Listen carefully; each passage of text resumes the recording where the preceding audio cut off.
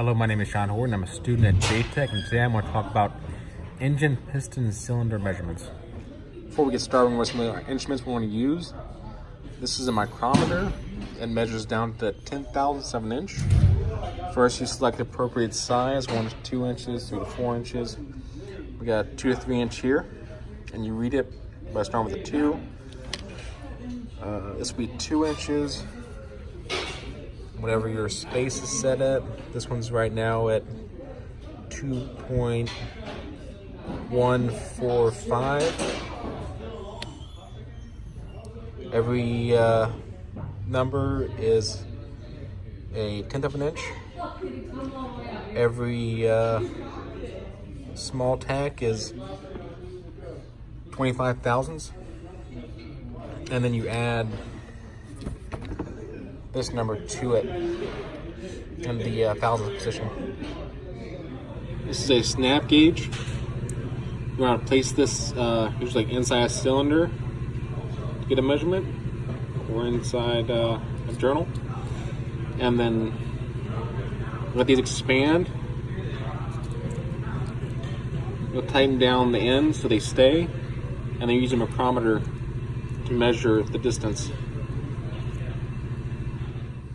This one's a bore gauge. What you're going to do with this is you'll set it with the proper attachments and spacers to be approximately your bore side of your cylinder. It'll go in and rock it back and forth. I'll demonstrate later. And you're going to notice that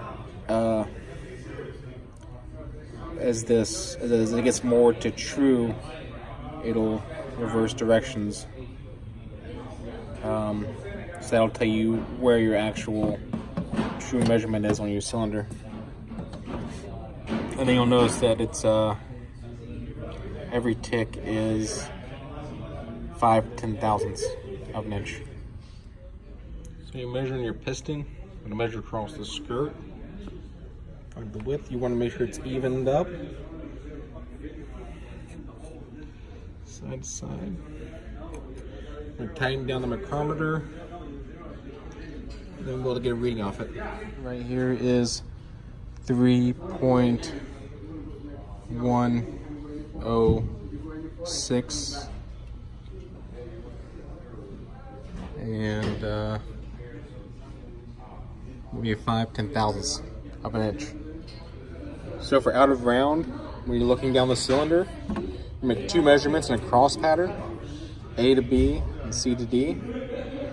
So you'll end up with a measurement like 3.510. And ideally, if it's not out of round, if it's perfect, your A to B measurement will equal your C to D measurement. This is a snap gauge for 4. We'll put it in there, try and get it flush and straight across as possible. Tighten it down when we have an appropriate measurement. With it tightened down, you're able to come over to our micrometer and get an accurate measurement. Measure taper. You want to measure in your cylinder bore, and you want to make measurements at the top where the cylinder, where the piston rides, and the bottom where the piston rides. And you're going to measure in a cross pattern, A to B, C to D, E to F, G to H. And when you're looking for taper, you want to make sure that the A and B, E and F measurements are the same, and the C, D, G, H measurements are the same. Find out if there's any taper problems. So the first thing I would do is I would take the micrometer, I find out what our measurement here is, start with the baseline. Then I would be able to put the bore gauge in the cylinder, rock it back and forth, and zero it out. Then I can take the number that pops up, 22 times 5/10,000ths, and then subtract that from our overall measurement to find out what this bore measurement is. From there I would get my next measurement. You can see this one is about 1/1000th off from my my last measurement. So I measured out of round. I'm going to measure in a cross pattern, A to B, C to D. I want to do taper. It'll be A to B, and down further. We'll do it again for EF.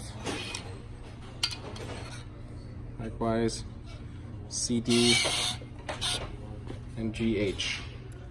That's my video on engine measurements, pistons, and cylinder bores. Hopefully today we learned about how to make proper measurements using the tools for taper, out of round, and our piston size. Thank you.